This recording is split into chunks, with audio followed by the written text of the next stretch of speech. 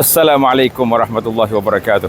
Para jemaah sekalian, ana sekarang berada di hadapan bangunan besar yang terbesar yang paling tinggi di Makkah Al-Mukarramah, iaitu Waqaf Al-Malik Abdul Aziz liwalidayhi rahimahumullahu taala.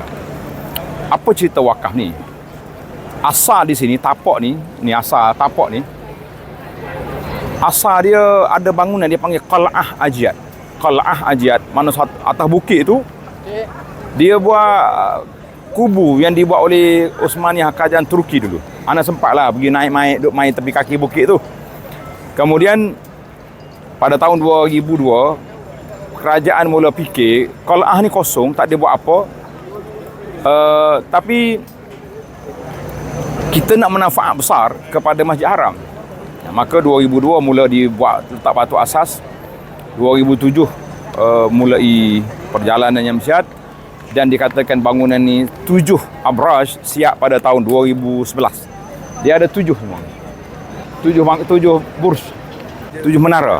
Menara yang paling besar jam besar lah 600 meter lebih lah, maknanya lebih pada setengah kilometer. Jam yang paling tinggi sekali lah mana dalam sini. Cuma kita nak bahaskan tajuk dia wakaf.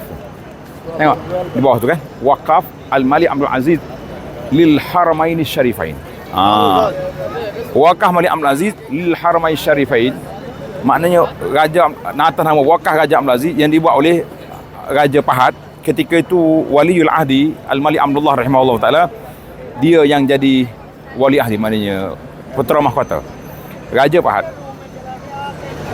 Kemudian semua bangunan ni diruntuhnya Qal'ah tadi, Qal'ah Ajyad, dibuat bangunan yang besar ini untuk apa? Wakaf. Semua duit bangunan ni ke Masjid Haram.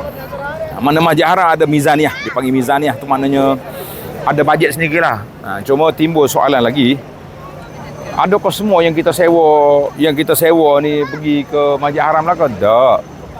Maknanya contohnya kita kata hotel ni ambil bangunan ni satu burj, dia sewa berapa ratus juta, itu pergi Masjid Haram. Hak dia manage, kita duk bayar harian ni, kita duk bayar apa nama sekarang ni macam GST kat Malaysia sini panggil apa? VAT. Itu pergi ke kerajaan lah. Yang pentingnya hak asal dia tu. Jadi alhamdulillah lah para jemaah sekalian, bagi ana lah muwafaq lah keputusan kerajaan ambil Qal'ah tu. Sebab Qal'ah tu tak boleh buat apa. Ana rasa budak-budak duduk Mekah ni, alhamdulillah lah saya sempatlah belajar sini berulang kali ke Masjid Haram waktu kita budak-budak tu. Duduk main tepi Qal'ah, nak naik pun tak boleh. Jadi kosong gitu je. Kalau tuan-tuan dalam Google lama-lama ada tulis Qal'ah Ajyad, ada bangunan asal tu. Yang penting sekarang ni bangunan sudah jadi bangunan tanda-tanda kiamat. Ya tatawalna fil bunyan itu tak lihat lagi dah, tak seduk. Bukan satu benda negatif lah. Benda tu benda Nabi sebut sallallahu alaihi wasallam. Nabi dah sebut dalam hadis. Maknanya orang ni akan membina di antara tanda kiamat, orang Arab ni akan bina binaan yang tinggi. Jadi benda tu misdaq di qaulhi sallallahu alaihi wasallam, menjadi salah satu daripada tanda kebenaran kenabian, mukjizat Nabi sallallahu alaihi wasallam. Jadi para jemaah sekalian yang duduk di Mekah ni, kalau kita nak tengok bangunan besar, kita jumpa bangunan besar. Tapi kalau kita mengembara ke Mekah dengan hati kita akan jumpa Kaabah. Kita jumpa makam Ibrahim. Kita akan jumpa Hajar Aswad. Kita akan jumpa Bi'ru Zamzam. Kita akan jumpa hati kita di Mekah. Karena itu para ulama ibahas, cari hati kamu pada 3 tempat.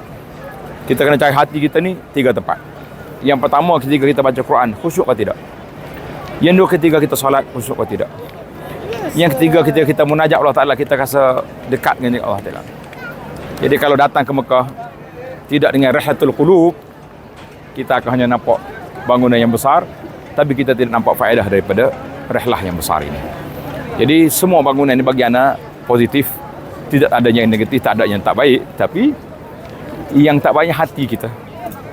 Mai, mudah-mudahan Kaabah masabatan linnasi wa amna, menjadi tempat tumpuan manusia. Waj'al afidatan minan nas tawi ilaihim. Doa Nabi Ibrahim, jadikan Kaabah tempat tumpuan, tempat bergantung hati manusia. Tetap semoga Allah Ta'ala jadikan hati kita cintakan kepada Allah, cinta Rasul, sayang ke Mekah, sayang ke Kaabah. Dan kata orang, Mekah ini dekat di mata, dekat di hati. Jangan jauh, dekat di mata, jauh di hati, ataupun jauh di kaki. kita tak akan pergi ke masjid. Sekian, Assalamualaikum warahmatullahi wabarakatuh.